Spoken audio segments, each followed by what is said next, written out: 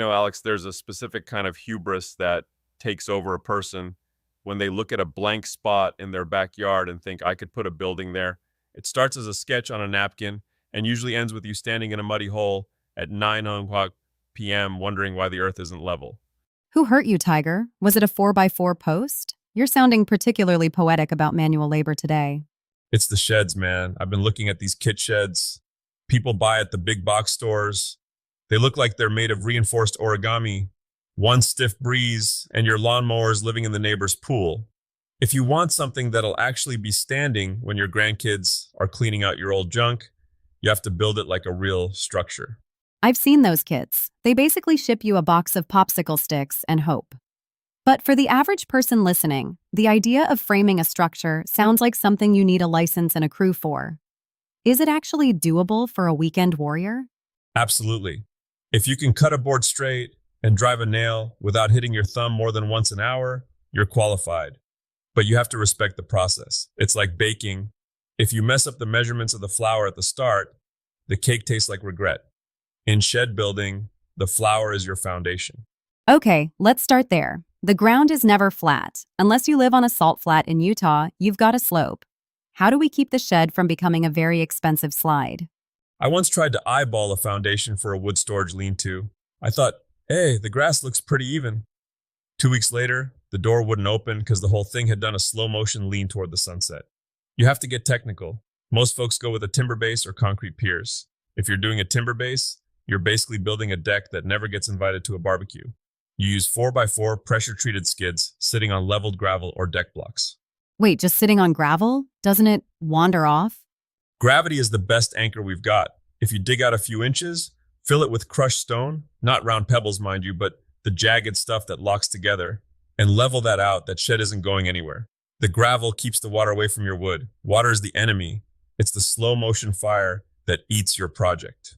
So we've got our deck base leveled. Now we talk floor joists. In some of these tutorials, like the one from Anna White or King's Fine Woodworking, they emphasize the spacing. Why can't I just put a board every 3 feet and call it a day? Because unless you're storing nothing but feathers and hopes, that floor will sag like an old mattress. Standard is 16 inches on center. If you're planning on triumphantly driving a riding mower in there or a heavy cast iron table saw, you might even go 12 inches. It's about the bounce. No one likes a trampoline floor when they're trying to move a heavy cabinet. I'm picturing you jumping on a joist and going through the plywood. It didn't happen to me, but I know a guy. Let's leave it at that. And use tongue and groove plywood for the subfloor. It locks together so the edges don't trip you up every time you walk across the seam. Okay, floor is down. Now we're in house territory. The walls. This is where people start getting intimidated by the term framing. Break it down for me. Is it just a big game of Lincoln Logs? It's simpler than that. You're building a series of rectangles. You build them flat on the floor you just made, which is the only flat surface you'll have for the rest of the project. This is the part where you need to be a bit of a stickler. If your wall isn't square when it's lying down, it's going to be a nightmare when you stand it up. Square, meaning the corners are 90 degrees? Exactly. Pull a tape measure from opposite corners. If the distance from top left to bottom right is the same as top right to bottom left, you're golden. If they're off by an inch, you've got a trapezoid, and your roof won't fit.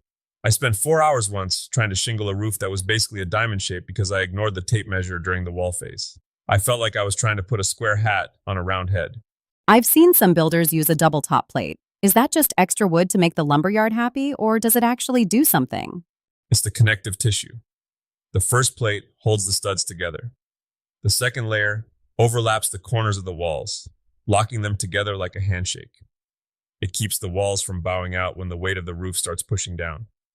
It's the difference between a shed and a box that wants to be a pile of splinters. Speaking of weight, let's talk about the roof. That seems to be where most DIY projects go to die. Trusses, gables, rafters. I feel like I need a degree in geometry just to stay dry. The roof is the crown. If you mess it up, you're basically building an indoor pool, just without the fun.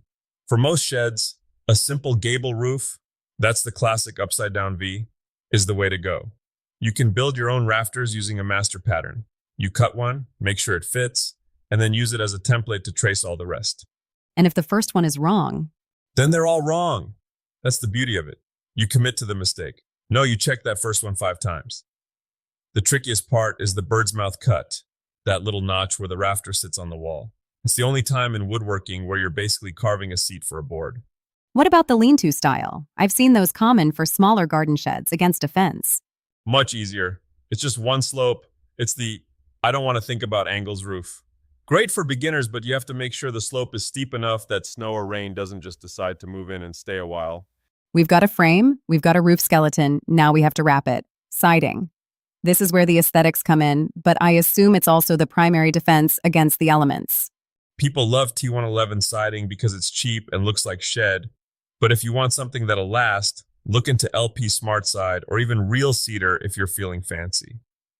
Whatever you use, leave a gap at the bottom. I see so many folks run their siding right down into the dirt. That's just a straw for the moisture to suck right up into the framing. Give it a couple of inches of breathing room. And the roof covering? Are we talking shingles or those metal corrugated sheets? Metal's great if you like the sound of a drum set every time it rains. It's fast and lasts forever. Asphalt shingles are the standard, though. It's a repetitive, zen-like process. Just don't do it in the middle of a July afternoon, or you'll find out exactly how much heat a black shingle can hold. I once lost the soles of a pair of sneakers because I was standing on a hot roof for too long. Literal meltdown. Always the fashion icon, Tiger. Okay, so we've covered the how, but let's talk about the why. A lot of people say building your own is cheaper, but lumber prices vary, and time is money. Why shouldn't I just call the guys who drop a pre-made shed off a flatbed trailer? Look, those pre-made ones aren't all bad, but they're built for transport. They're light. They use 2x3s instead of 2x4s. They use staples where they should use nails. When you build it yourself, you're over-engineering it. You're putting in headers over the door that could support an elephant. You're choosing the grade of plywood. You're making sure every screw is galvanized so it doesn't rust out in 5 years. It's the difference between a fast food burger and something you spent all day smoking on the grill. Exactly. Plus, there's the pride of ownership factor. Every time you go out there to grab a rake, you remember the afternoon you finally figured out that roof pitch. You see the grain of the wood you picked. It turns a chore storage box into a part of the home. What's the biggest rookie move you see? The one thing that makes you want to walk across the street and stage an intervention? Forgetting the hardware. People spend hundreds on lumber and then use some cheap, undersized hinges for a heavy swinging door. In 6 months, that door's dragging on the ramp and you're kicking it shut. Buy the heavy-duty strap hinges. And for the love of all that is holy, use a drip edge on your roof. It's a $5 piece of metal that stops the water from curling back under your shingles and rotting out your fascia boards. It's the cheapest insurance policy you'll ever buy. So, the takeaway for the listeners: level the ground, square your walls, don't let the wood touch the dirt, and don't skimp on the hinges. And take your time. A shed doesn't have to be built in a day. It's better to have a skeleton standing in your yard for a week while you figure out the next step than to rush it and realize you built a leaning tower of lawnmowers. I think I'm actually inspired. I might go measure that corner of my yard this weekend. Just remember, measure twice, cut once, and if you hear a cracking sound, move. Great advice for life, Tiger. It's served me well so far.